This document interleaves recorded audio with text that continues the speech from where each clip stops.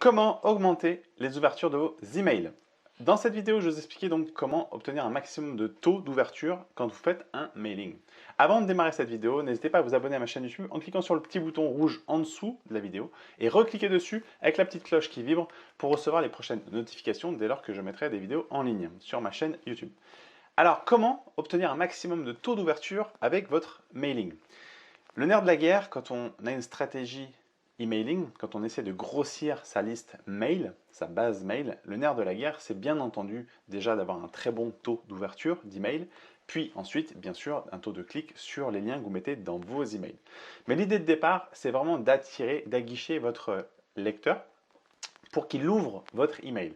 Sachez qu'aujourd'hui, on est bombardé de mails, donc toutes les personnes, moi y compris, on reçoit énormément de mails tous les jours, même les entreprises, on est noyé et inondé de mails. Alors il faut savoir que dans cette masse-là, vous devez absolument attirer l'attention. Vous devez attirer l'attention par un titre qui donne envie d'être lu.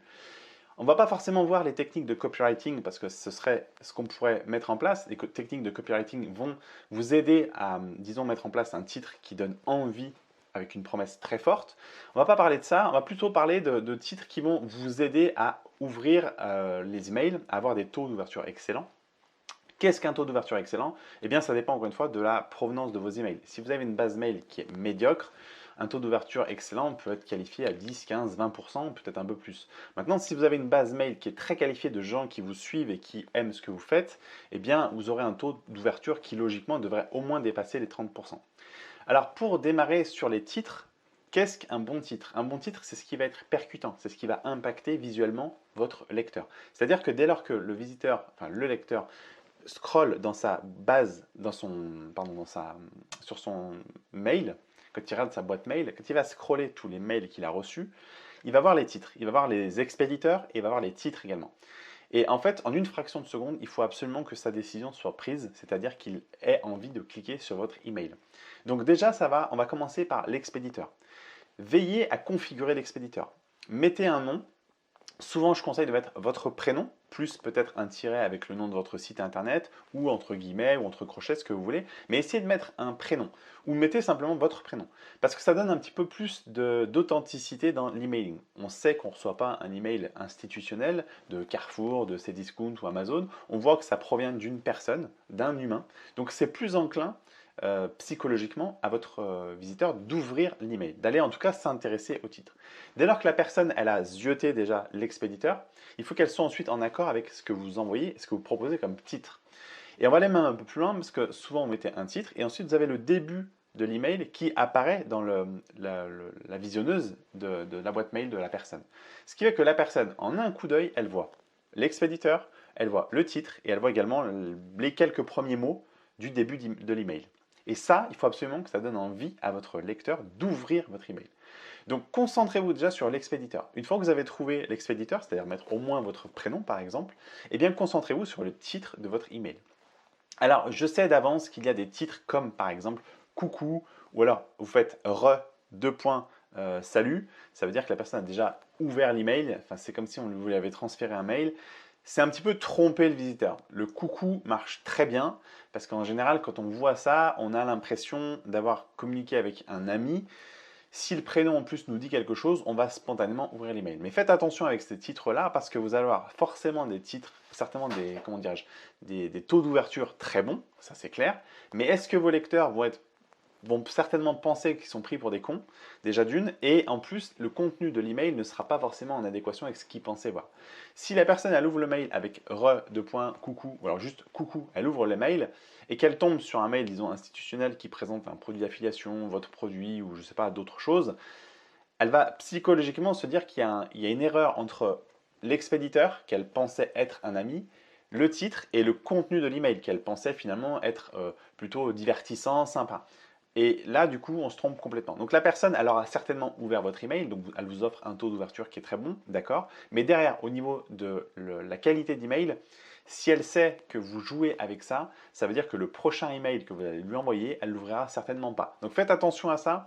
Ça peut être à la fois se tirer une balle dans le pied, d'utiliser ces techniques-là, mais à la fois ça peut faire gonfler votre ego et gonfler votre taux d'ouverture. Voyez un petit peu ce que vous voulez mettre en place. Si vraiment vous voulez absolument avoir des taux d'ouverture excellents, essayez d'avoir une promesse très forte. Alors, je ne vais pas vous donner des exemples dans cette vidéo parce que vous en avez plein. Vous avez juste à taper sur Google, vous allez trouver des exemples de mails qui marchent très bien. L'idée, c'est vraiment de pouvoir mettre un titre qui correspond complètement à votre contenu.